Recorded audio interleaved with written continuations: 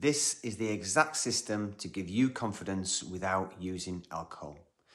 I've used this to help over 50 clients, so I'm going to show you this simple system that will save you time that I wasted trying to figure this out. And this is going to help you build real confidence that doesn't disappear the moment you stop drinking. And if you're more introverted, if you overthink social situations, if pubs, dates, weddings or work events feel like you need a drink just to arrive, then this is for you. Because what I'm about to explain is the shift from borrowed confidence to built confidence. And once you see the difference, the whole thing gets easier. Here's the thing. When alcohol gives you confidence, it's not actually giving you confidence. It's temporarily turning down your self-awareness. It lowers inhibition, blurs your edges, and makes it easier to talk without thinking too much. So in the moment, it feels like, finally, this is me. This is the version of me I like. But later, what happens? You wake up with that subtle discomfort. You replay conversations, you feel exposed, you hear stories about yourself, and you think, did I really say that? And that's because alcohol creates that gap between who you truly are and who you become when you drink. And living that gap makes you feel even less confident over time, not more. And this is exactly why the first step is step one, stop calling it confidence. So alcohol isn't confidence, it's disinhibition, it's chemical position. And the moment you label it correctly, you stop feeling like you're losing something when you quit. You're not losing confidence, you're removing the mask, and that matters because you can't build something real if you keep thinking you've lost it. Now, once you've made that shift, the next question becomes, okay, if confidence isn't being louder or more on, what actually is it? Which leads me to step number 2, redefine confidence as an introvert. Most people have been taught that confidence looks like being loud, being quick, having banter, owning the room. But introverts often don't want to own the room. They want to feel safe in it. And real confidence is not volume.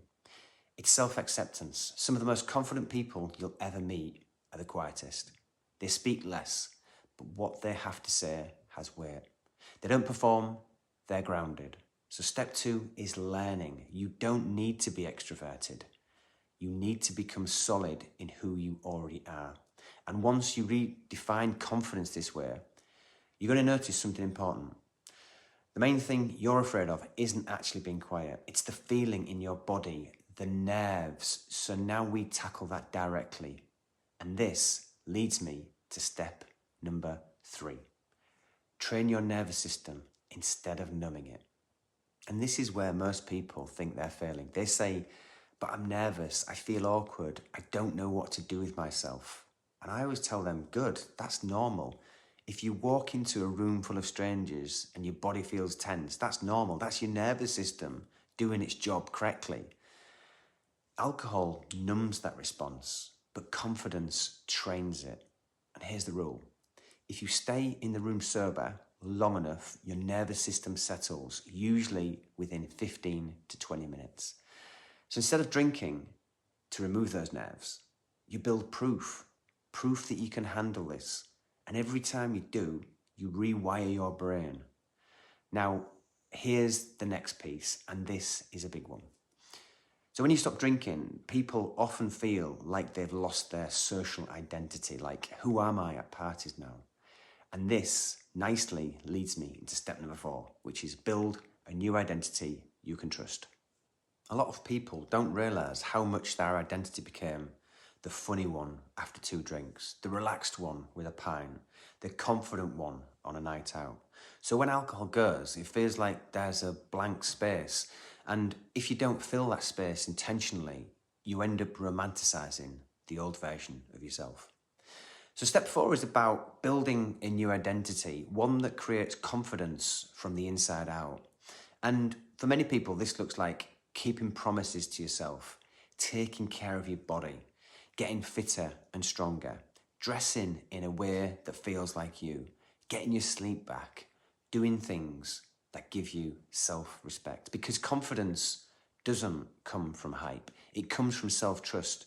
And as this identity builds, something else shifts too. You stop chasing shallow validation and you start craving real connection, which leads me onto step number 5, build deeper, more authentic connections. So here's a hard truth. If someone only likes the drinking version of you, they don't fully know you. And as an introvert, you're not looking for 100 surface level connections. You want a few deep ones.